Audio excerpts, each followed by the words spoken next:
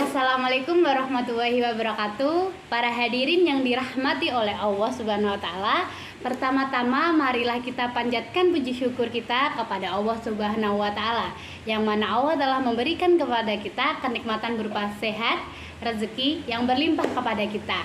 Yang kedua, semoga salawat dan salam senantiasa tercurahkan kepada uswah kita, Nabi Muhammad SAW, beserta keluarganya, para sahabatnya, serta para pengikutnya hingga akhir zaman. Hadirin yang dirahmati oleh Allah Subhanahu wa taala, pada kesempatan kali ini perkenankanlah saya selaku pengisi materi pada kali ini untuk membawakan materi tentang puasa Ramadan. Sebelum memasuki materi tentang puasa Ramadan, ada baiknya saya sampaikan kepada diri saya sendiri dan kepada teman-teman yang mendengarkan pembahasan materi saya yang kali ini untuk senantiasa meningkatkan ketakwaan kepada Allah Subhanahu wa taala. Oke, langsung saja memasuki materi tentang bab puasa Ramadan. Di sini saya akan menjelaskan tentang bab-bab yang menerangkan tentang puasa Ramadan.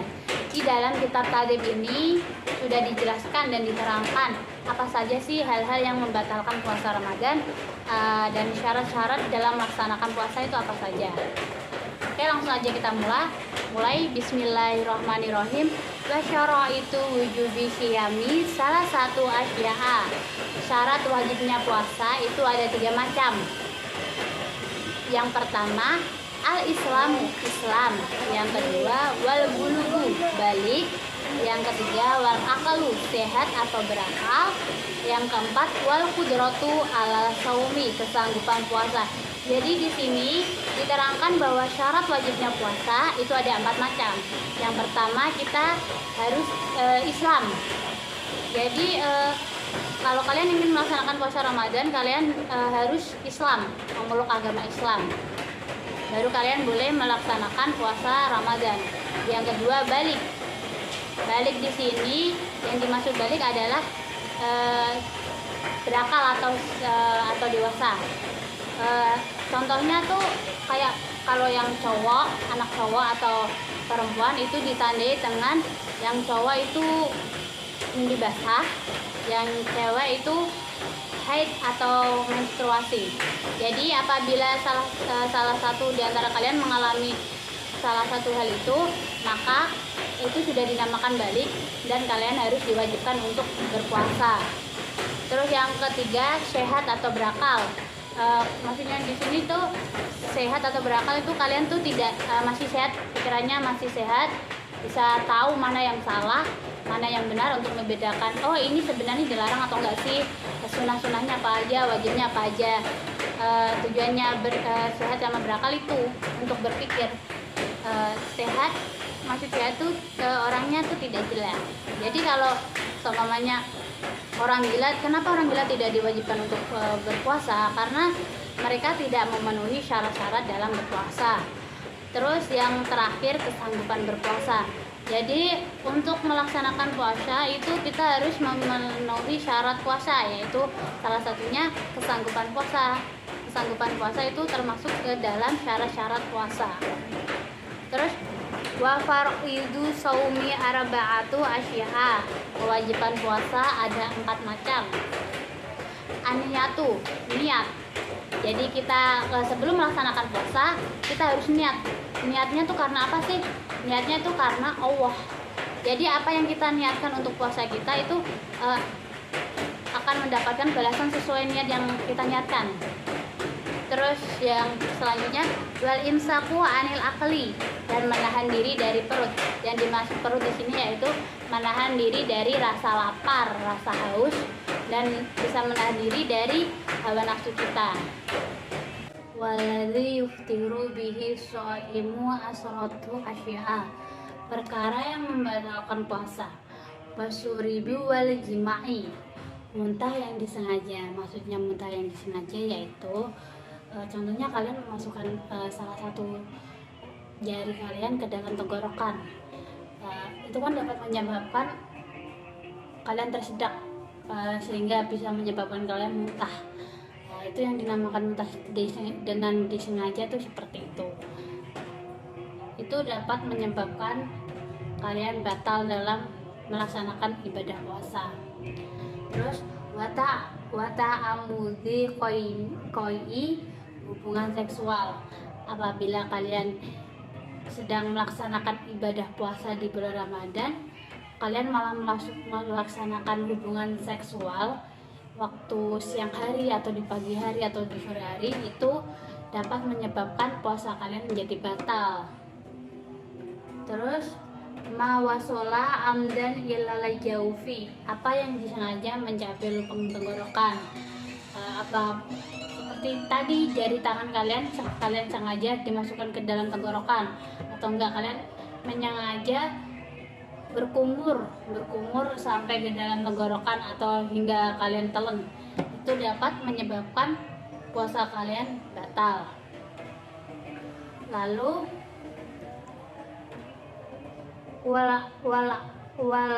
watu amdan, sengaja bersenggama. Fi marji murtad, apabila tadi kan syarat di dalam syaratnya puasa kan harus syaratnya kan salah satunya adalah Islam. Jadi apabila kalian waktu melaksanakan ibadah puasa kalian murtad, itu dapat menyebabkan puasa kalian batal. Wal injalul ammubasyarati, keluarnya marni karena sentuhan. Wal haidu haid, wan nifasu nifas. Wa yustahabu bisaumi salah satu asya'a, ada 3 hal yang dianjurkan dalam berpuasa. Yang pertama, ta'jilul fitri, bersegera untuk berbuka. Jadi apabila kalian berpuasa, kalian berpikir bahwa buka aku nanti aja lah, nungguin habis sisa supaya pahalanya biar dapat banyak. Itu justru salah, itu malah kalian nanti malah berdosa karena kalian menunda-nunda waktu untuk berbuka. Jadi apabila kalian berpuasa waktunya sudah tiba dan maghrib sudah dikumandangkan, itu kalian harus segera berbuka. Lalu watahiru sahuri, menunda makan sahur. Contohnya nih, kalian kan udah bangun tapi kalian nggak segera untuk sahur, kalian malah main HP, menunda waktu sahur. Sahurku nanti aja, aku mau main HP, sahurku nanti mendekati insya aja. Itu malah kalian berdosa karena kalian menunda waktu untuk sahur. Lalu watarkul hujri minal kalami, menunda makan sahur. Wayahrumu siyamu khamsati, diharamkan berpuasa ayami al-idani, 5 hari, wa ayyamu, yaitu hari tasyrik asalasati, 3 hari sesudah hari Idul Fitri. Wa yurahu, dan dimakruhkan saumi yaumi, di hari puasa asyaki sak, illa kecuali ayyuwafiqo, sesuai adatalahu, dengan adat yang dimiliki seseorang. Jadi diharamkan berpuasa pada hari sak kecuali sesuai dengan adat yang dimiliki oleh seseorang.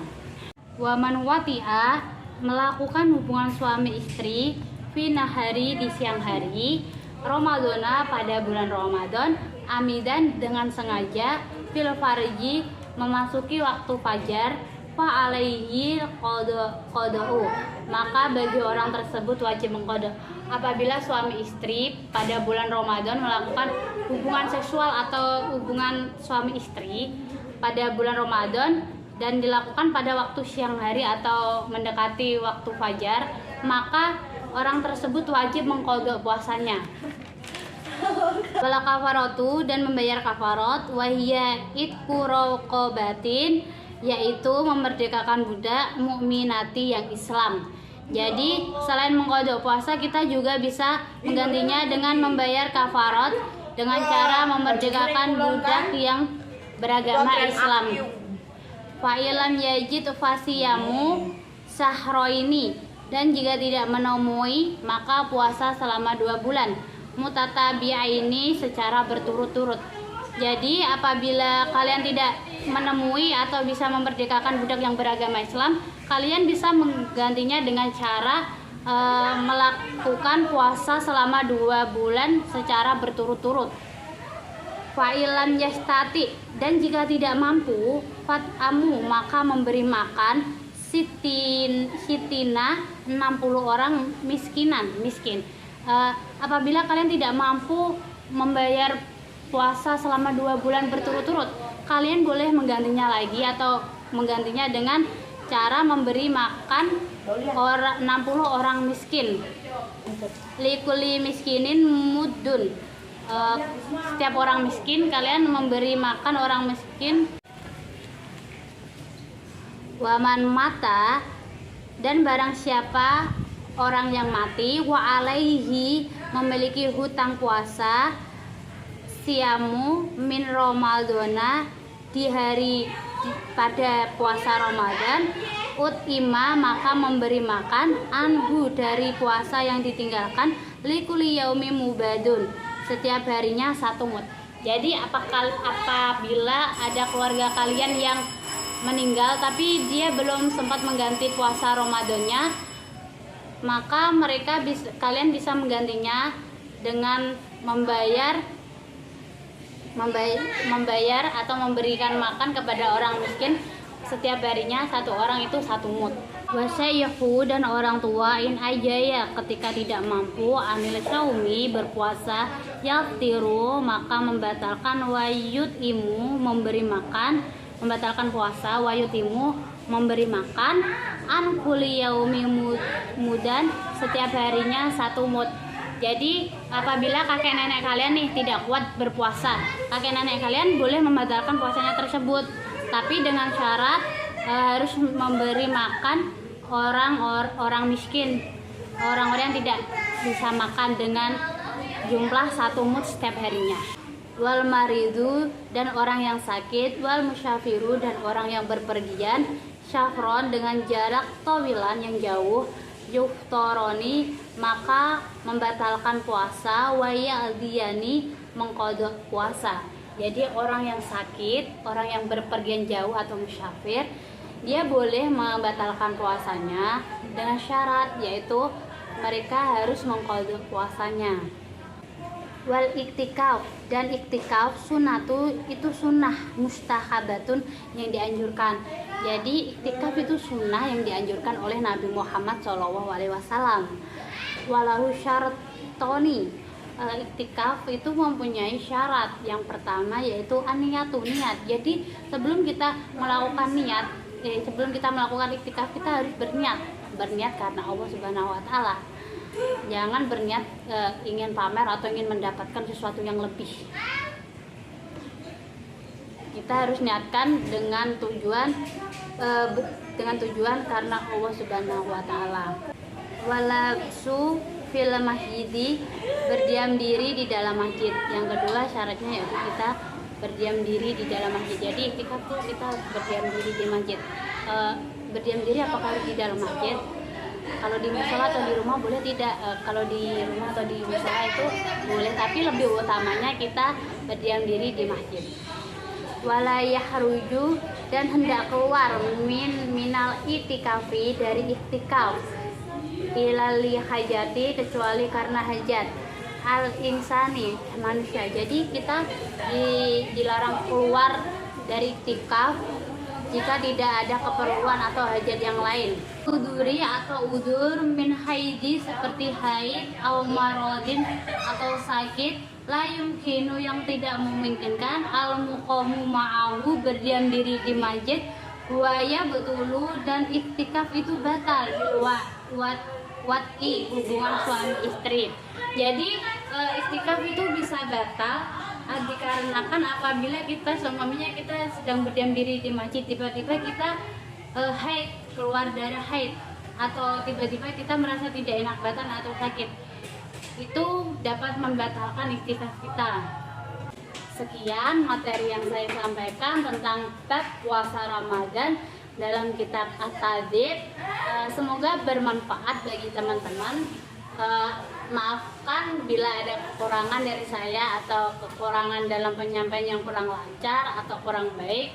Saya mohon maaf, dan semoga teman-teman bisa mengambil manfaat dari kajian materi yang saya sampaikan ini. Sekian, bila ada kekurangan saya mohon maaf. Wassalamualaikum warahmatullahi wabarakatuh.